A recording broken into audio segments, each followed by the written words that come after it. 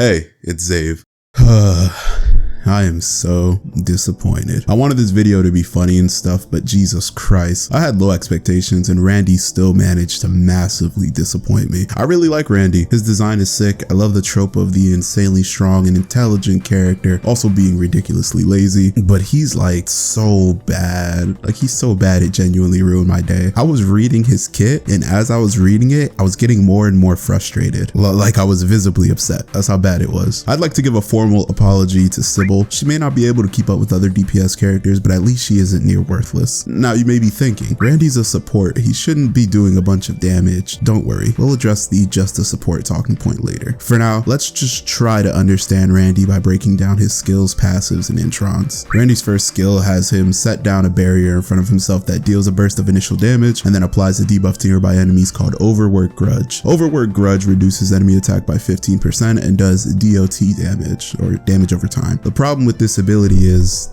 well, every part of it. The barrier is a one-way facing object and it's not even good for protecting the objective on defense or excavation missions. The initial burst of damage he does is so minimal that I don't know why they even gave it damage in the first place. The 15% attack debuff is negligible and the DOT does little to no damage as well. It's ironically a worthless move that provides nothing to Randy or his team. His second skill is where all his potential is though. Randy throws down an electric spear, the impact deals initial burst of damage and then reapplies that damage continuously over a duration. This damage, however, can only be done to shields. That's right, in Randy's base kit, they gave him an ability that literally cannot harm enemy health bars. The spear also grants Randy and allies ultra shield. Just think of it as a second shield. If you play Warframe, it's basically overguard. Maybe his passives can make him a bit more potent though. Well, his first passive is that he buffs ally defense when providing ultra shield. His second passive is that he can automatically refresh his barrier on his first skill. His combat partner exclusive passive is that he raises his own and ally defense.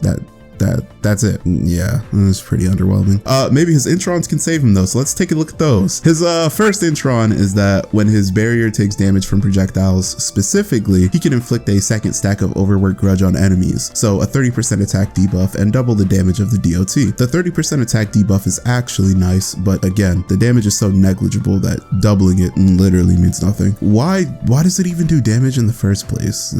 Whatever. His second intron just makes his ultra shield cap bigger, I guess.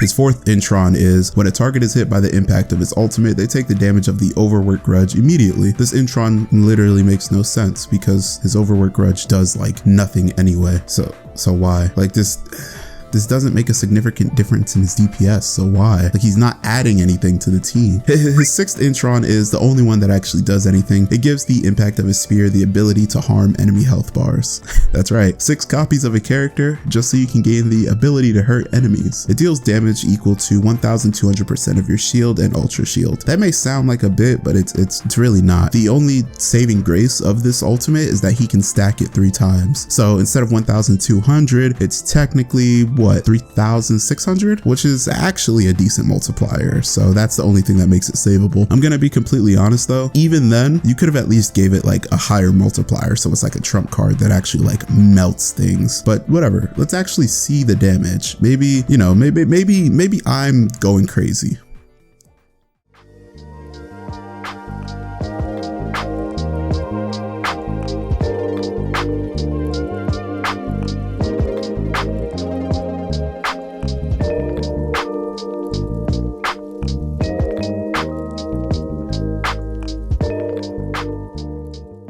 Honestly, at first glance, you may think that isn't that bad, but I want you to remember that damage is the ult stacked 3 times over and then him sitting in his skill reapplying his dot repeatedly. And even then, this is against level 70 enemies. In this game, you often fight enemies who outscale you, usually by 5 to 10 levels or more, so this is just being extremely generous. This is his damage against a level 78 enemy in a bounty commission. But now for that claim, he's just a support. This is one of the biggest problems with this game. The concept of having characters who can only support allies or be combat partners is bad. I don't want this game to copy everything from Warframe. I want it to have its own identity, obviously, but I do think that one thing Warframe does really well with their game design is the idea that every single character can be played solo. Whether they are support, a weapon platform, an AoE nuker, or a single target shredder, you can use everyone for nearly everything. Trinity, Haro, and Citrine are support support warframes who focus on doing things like healing allies, providing energy to allies, enhancing ally shields, and buffing ally weapon damage. But the build variety in Warframe allows for them to be potent enough on their own to comfortably clear solo content. DNA needs to do one of two things: either follow suit and make it so that every character is at least viable in the main slot on the team, or fix the AI for the combat partners so they're actually useful for more than their passive. I mean, we literally have videos, shout out to bro, where he is building skill damage on Truffle just to trick the AI so it'll actually use its buffing skills the way it's supposed to. At the moment, more than a few characters suck so bad that it's hard to even justify using them, even at Intron 6. But the AI for combat partners is also so bad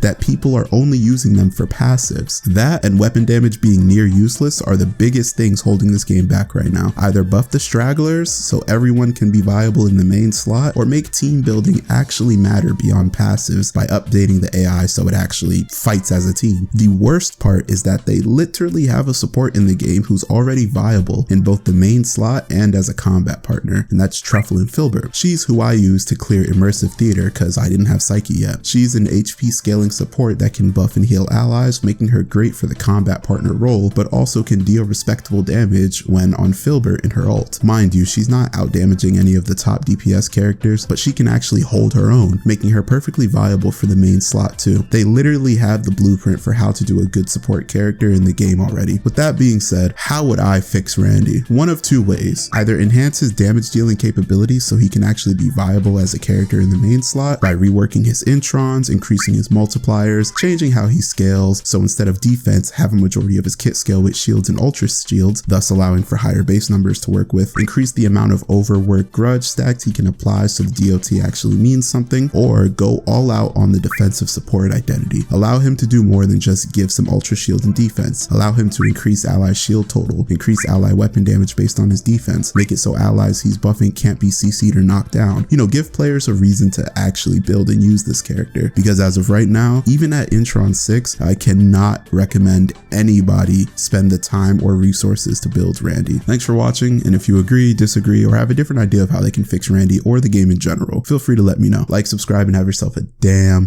good one.